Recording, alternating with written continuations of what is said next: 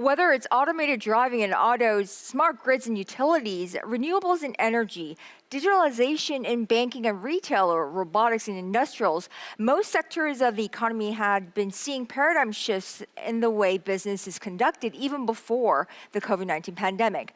Now, according to a survey by an American cloud communications platform, 97% of enterprise decision makers say COVID-19 has sped up digital transformation by 6 whole years.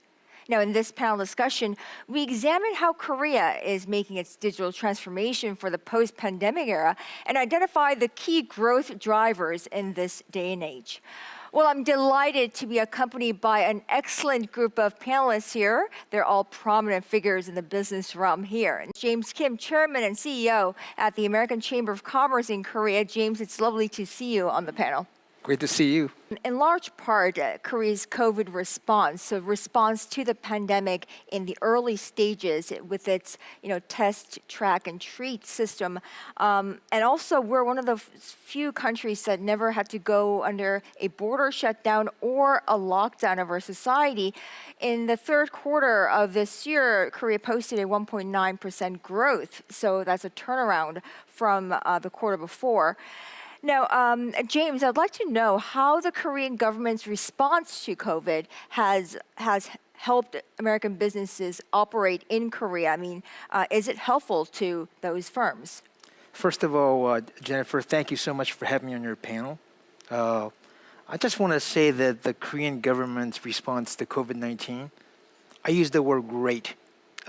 When you compare Korea to other countries in the world, the 3 T's, amazing what they have done. And also at AMCHAM, we have 30 board of governors, all representing different kind of industries, different sizes, but fairly iconic US companies. And when you take away travel and tourism industries, or companies that are directly linked to travel and tourism, they're all doing really, really good here in Korea. Take a look at the IT companies. They're kind of leading the way with digital transformation. I talk to board members, whether it's McDonald's and their 400 restaurants that are really, really doing a great job. Costco, because of their e-commerce business, their business is really, really strong. And even in the cosmetics industry, Estee Lauder, those companies are continuing to do very well. And it goes to show you that despite some of the negative news out there, companies that are ready are prospering here in Korea, and Korea is a great market for US companies to invest and do more things with. James, what are the trends that you're seeing among American companies that are investing in Korea post-COVID? I think, Jennifer, you mentioned safety as probably the most critical trend that we need to focus on. But taking away safety, I can really think of one key word, which is digital transformation. Everywhere I go, every company that I speak with, digital transformation seems to be really important. But I think that when I get asked the question, what can companies do to really get faster with digital transformation? It's the companies that are accelerating digital transformation are the ones that are winning. In fact, companies even pre-COVID-19 should already be doing digital transformation. So I think one positive aspect of COVID-19 is that it has forced companies to accelerate digital transformation, to adopt it, to accept it. Look at what we're doing in the world of virtual learning, virtual conferences today. In fact, even at AMCHAM, we have a lot of webinars now, and these webinars have created a much bigger ecosystem for audiences to participate, to learn, and to add value. So for us, the faster you can do digital transformation, the more effective you can do it. That's a powerful trend that we should all accept. James, I want to pick up on your point from earlier. How do you expect American firms and businesses doing business in Korea, or those investors that are looking to invest in the Korean market, to benefit from this initiative?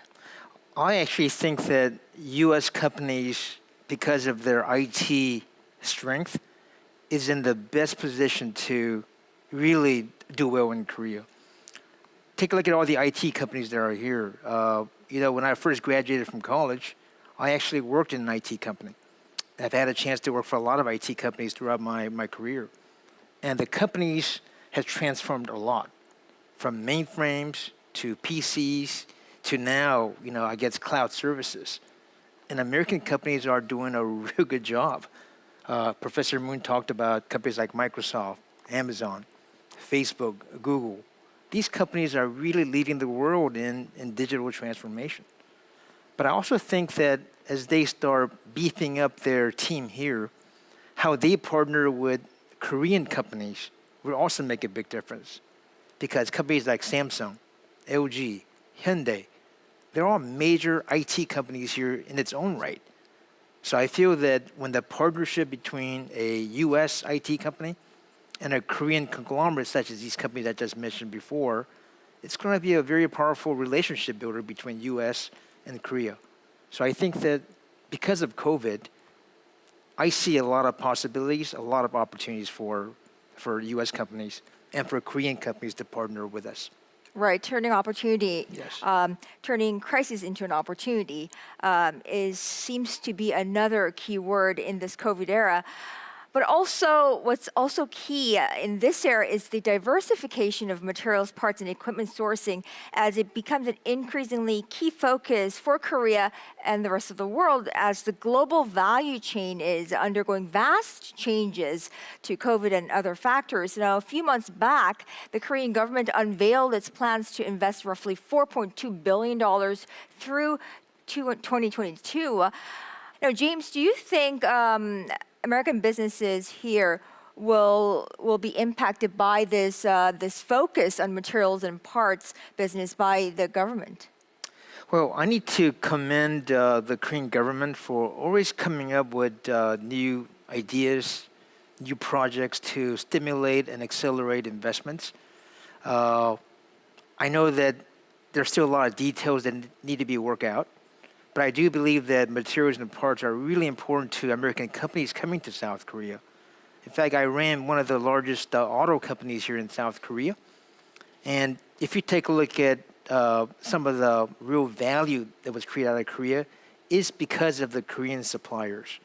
In fact, at the company, we used to award what we call Supplier of the Year awards for many different suppliers. And I remember very well that Korean companies, Korean suppliers received a ton of awards. That goes to show you that Korea has an amazing infrastructure of parts and materials that can ultimately help the global OEM manufacture their cars. I'm sure Boeing has similar suppliers here in South Korea, which is the reason why Eric John and Boeing is doing such a great job here as well. So I commend the Korean government for coming up with new ideas to stimulate more of these businesses. I'd like to thank each and every one of my panelists here for a wonderful discussion and your expertise. I appreciate it.